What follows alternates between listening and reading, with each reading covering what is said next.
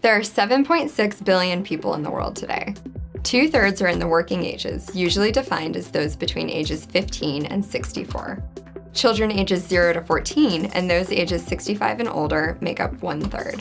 But the share of the population in each age group, referred to as the population age structure, is changing. Countries experience changes in population age structure at different times and rates.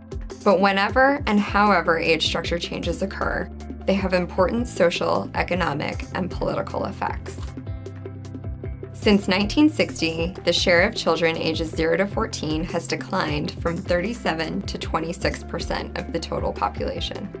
During the same period, the share of older adults ages 65 and over increased from 5% to 9%, and projections show that older adults will make up 16% of the global population by 2050. We refer to this shift towards a population with a larger share of older adults as population aging. Age structure change occurs in the long-term shift from high to low mortality and fertility, also known as the demographic transition.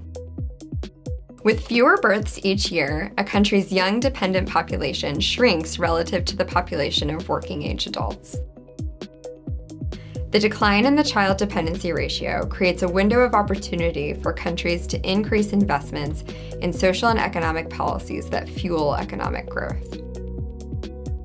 If strategic investments are made in education, health, economic policy, and good governance, then countries may experience accelerated economic growth, called the demographic dividend.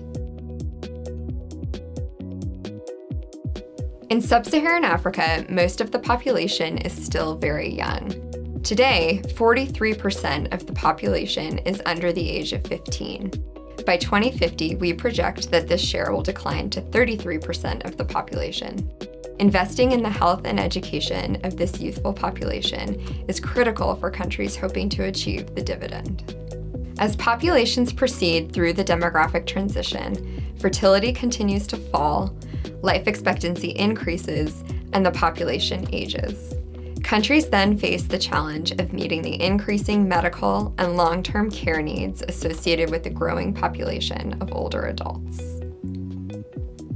In the European Union, the proportion of the population ages 65 and older is expected to increase from 20% in 2018 to 30% in 2050.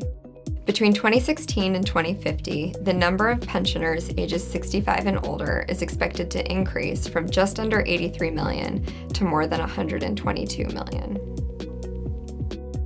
As population aging continues, older adults' labor force participation rates remain a key consideration for social and economic policies.